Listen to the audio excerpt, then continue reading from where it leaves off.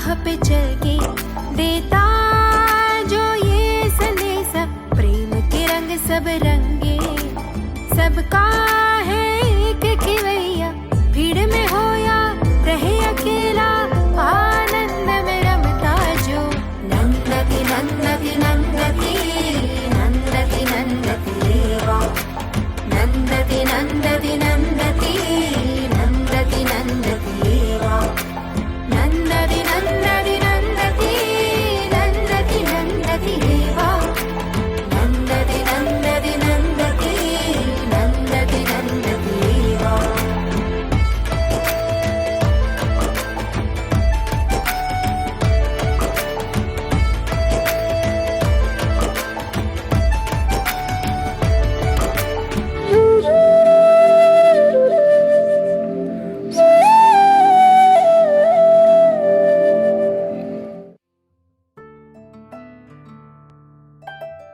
अम्मा किसी काम को छोटा या तुच्छ नहीं मानती, क्योंकि हर काम अपनी जगह महत्वपूर्ण होता है। इसलिए आप अम्मा को अपने भक्तों का रिसर्च में, हॉस्पिटल मैनेजमेंट में, यूनिवर्सिटी और स्कूलों में, उनके निजी जीवन और यहां तक कि स्वच्छ भारत अभियान में भी मार्गदर्शन करते पाएंगे।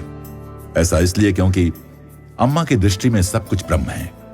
प्रधानमंत्री हो या मजदूर, दोनों का अपना महत्व है और उनके काम का भी। यह दुनिया एक रंगमंच है। ईश्वर ने सबको एक भूमिका दी है जिसे वो बखूबी निभा रहा है। हम इस जगत को, अपने घर दफ्तर को ईश्वर की धरोहर मानकर, कार्य को सेवा मानकर करें तो फिर सेवा में तो कोई ऊंच नीच होता नहीं। अगर सफाई कर्मचारी अपने काम को तुच्छ मान करने से इनकार कर दें तो फिर स्वच्छता कैसे रहेगी। धोबी अपने काम को तुच्छ मानने लगें और कपड़ों की धुलाई बंद कर दें, मजदूर मजदूरी को तुच्छ मान बैठे तो कैसे चलेगा दुनिया का कारोबार। जिसका काम उसी को साजे।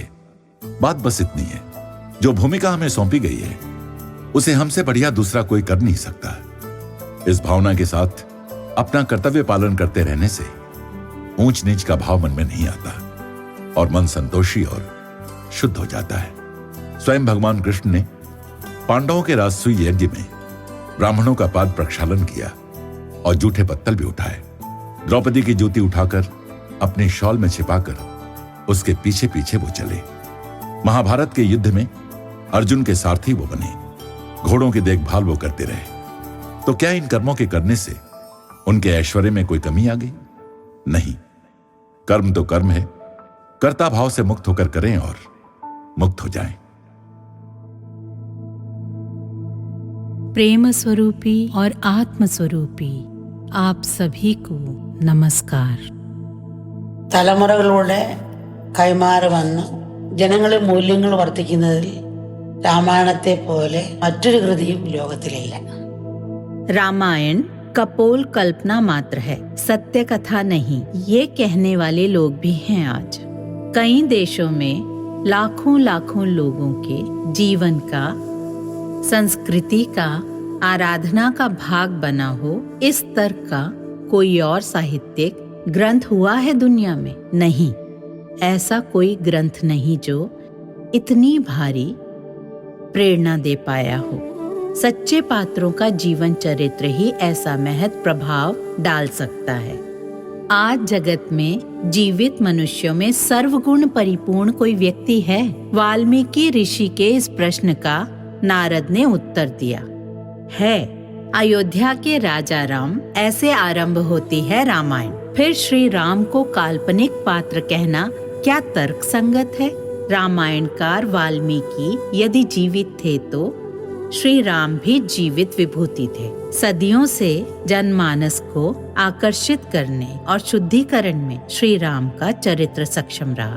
पीढ़ी दर पीढ़ी जन जन में मूल्यों को स्थापित करने वाला रामायण जैसा दूसरा ग्रंथ नहीं। जीवन के कटु अनुभवों से गुजरते हुए भी कैसे सत्य और धर्म का त्याग नहीं करना श्री राम दर्शाते हैं। श्री राम के लिए वनवास का समय कष्ट का समय था। उन्हें कांटों और कंकड़ भरे उबड़ खाबड़ रास्तों पर चलना पड़ा, पर सब कठिनाइयों बाधाओं के बावजूद अंततः श्री राम विजयी हुए। बाधाएं हमारे जीवन में भी आए तो श्री राम की तरह हम भी साहस से काम लें। हमें कभी हार मानकर बैठ नहीं जाना चाहिए। श्री राम स्वीकृति भाव का आदर्श है। एक कथा याद आती है। एक मरुस्थल था। उस मरुस्थल में जब सब वृक्ष सूख गए तो एक जीवित रहा। कहीं पानी न था। भूखा सा एक ही पक्षी बचा था। बाकी सारे मर गए। पक्षी परेशान, पानी भी नहीं और वो वृक्ष भी मर गया है। मैं यहाँ रहा तो मर जाऊंगा। कहाँ जाऊं जहाँ थोड़ा पानी मिले, कुछ आहार मिले, वरना मृत्यु तय है। फिर उसने सोचा जरा उड़ने का प्रयत्न करूं, और प्रयत्न किया भी। थोड़ी देर उड़ा, फिर आराम किया, उड़ा, फिर आराम किया। इस प्रकार उसने उड़ने का प्रयत्न करते करते आखिर वो फलों से लदे वृक्षों, अनेक नदियों और पक्षियों वाले जंगल में अंततः वो जा पहुंचा। कोई सहारा न रहा, वृक्ष भी गिर गया। तो अब मृत्यु तय है सोचकर उसने हिम्मत नहीं हारी, यथाशक्ति उड़ता रहा। थक कर बैठ जाता पर प्रयत्न नहीं छोड़ा। हमें भी यदि कोई राह न दिखे तो भी प्रयत्न करते रहें। करते रहेंगे तो कोई द्वार खुल जाएगा। ऐसे कई बाधाएं आती हैं ना, अंधकार से घिरे हों, फिर भी हमें प्रयत्न करते रहना चाहिए। अम्मा ने कई लोगों को देखा है, निर्दोष लोग होते हैं, किसी के वैर विरोध के चलते दंड पाते हैं। नौकरी से सस्पेंड होते देखा है। धर्मानुसार जीने पर भी दोषी ठहराया। मैं कैसे जीऊं? बच्चे कहें तो अम्मा कहती हैं, धीरज रखो, अपनी जान लेने की बात कभी मत सोचो, ऐसा कभी मत बोलो, कभी नहीं। फिर कोर्ट में केस आगे चला और वो केस जीते, प्रमोशन मिला और विरोधियों को सर झुकाना पड़ा। ऐसे कई केस अम्मा ने देखे हैं। आत्महत्या कर लेने से क्या होता? सहन शक्ति होनी चाहिए। सबके जीवन में वनवास जैसा समय आता है। जब लक्ष्मण को श्री राम के वनवास का पता चला तो वो बहुत क्रुद्ध हुआ। उस समय श्री राम उसे समझाते हैं। इस उपदेश द्वारा लक्ष्मण अपनी भूल का एहसास करके उसे सुधार पाए। अतः जीवन में बाधाएं आएं तो उन्हें कैसे पार करें, ऐसी शिक्षा हमें रामायण से मिलती है।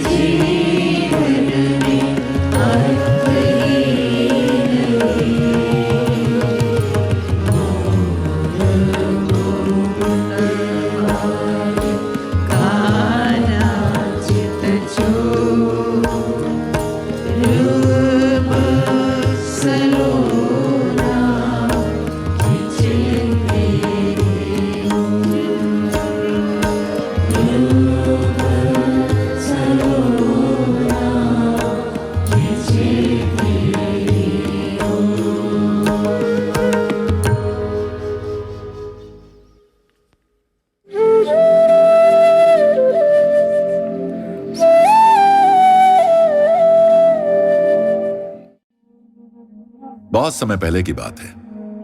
अरब सागर और केरल के बैकवाटर्स के बीचों बीच हरियाली और ऊंचे ऊंचे नारियल के पेड़ों के मध्य एक छोटा सा भूखंड किसी मांगलिक अवसर का साक्षी होने की राह देख रहा था।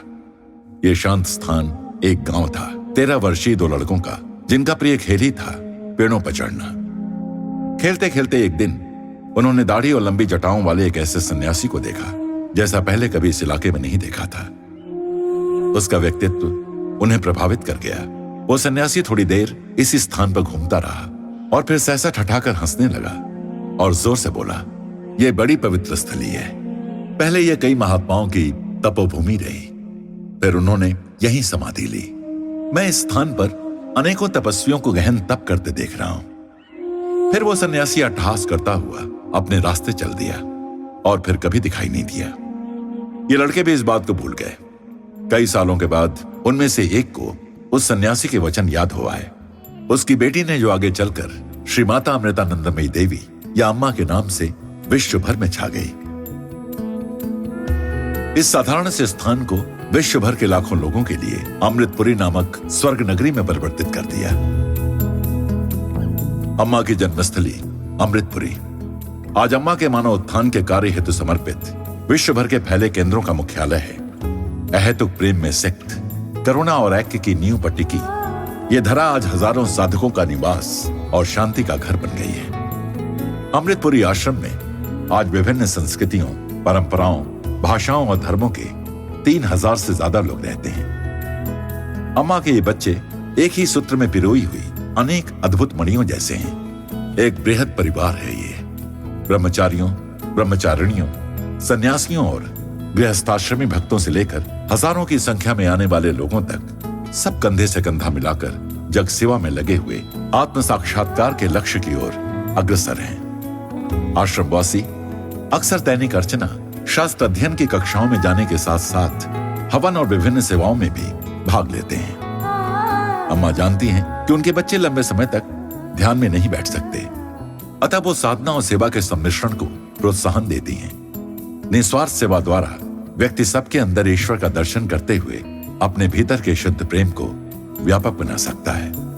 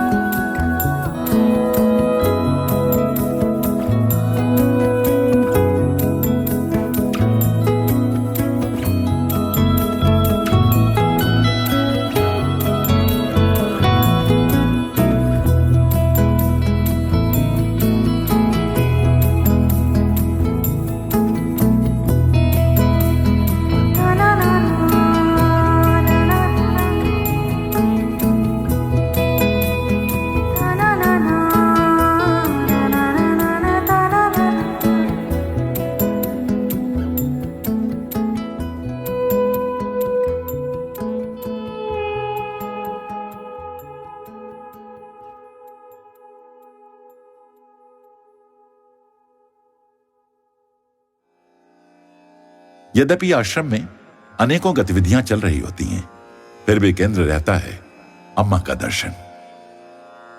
असीम प्रेम और करुणा से परिपूर्ण अम्मा का दर्शन सदा से आकर्षण का केंद्र रहा है और विश्व भर के लोगों को अम्मा की बाहों में समेट लाया है। गत 45 वर्षों से अम्मा लाखों लोगों को दर्शन दे चुकी हैं। प्रतिदिन घंटों घंटों लगातार बैठकर उन लोगों के दुखड़े सुनती आ रही हैं जो उनके पास समाधान की आशा लेकर आते हैं। वो उनके आंसू पोंछकर उन्हें सांत्वना देती हैं, आश्वासन देती हैं। अम्मा की गोद में आकर दुख मानो कहीं ओझल सा हो जाता है। यहां व्यक्ति अपनी चिंताओं से मुक्त हो सकता है, ये जानते हुए कि यहां उसकी जांच परख नहीं होगी। अम्मा अमृतपुरी में दर्शन दे रही हों या कहीं विदेश यात्रा पर गई हों, उनके जीवन का क्षण प्रतिक्षण जगत के लिए किया गया यज्ञ भी है और शिक्षा भी। यह उनके अमिट व अमित आनंद का रहस्य है। वर्ष के 8 माह अम्मा विश्व के सुदूर स्थानों की यात्रा में बिताती हैं ताकि उन बच्चों से मिल सकें जो स्वयं उन तक नहीं पहुंच सकते। अपने भीतर हिलोरें लेते हुए अनंत प्रेम के सागर ने अम्मा को पिछले 40 वर्षों से कहीं रुकने नहीं दिया। हजारों हजारों लोग अम्मा के दर्शन के लिए पंक्ति बांधे खड़े रहते हैं और अम्मा भी किसी को गले लगाए बिना, दर्शन दिए बिना अपने स्थान से उठती नहीं। हर देश में एक नगर से दूसरे नगर में अम्मा बस से कई लोगों के साथ यात्रा करती हैं, जो अपना समय कार्यक्रमों के आयोजन में स्वयंसेवक के रूप में देते हैं। यात्राएं लंबी होती हैं और श्रम कठोर, फिर भी सब निश्चिंत रहते हैं और अम्मा के इर्द गिर्द ऊर्जा का अथाह भंडार बना रहता है। सच कहें तो अम्मा के आसपास निरंतर प्रेमोत्सव चल रहा है। अम्मा का अहेतुक प्रेम हमें स्वयं को जगत के प्रति समर्पित करने की शक्ति प्रदान करता है। अम्मा हमें अपने मन को सशक्त बनाने और हृदयों में करुणा जगाने को प्रेरित करती हैं। अम्मा की यात्रा एक शिक्षा है कि हम कैसे अपने जीवन को एक अंतहीन उत्सव बनाएं।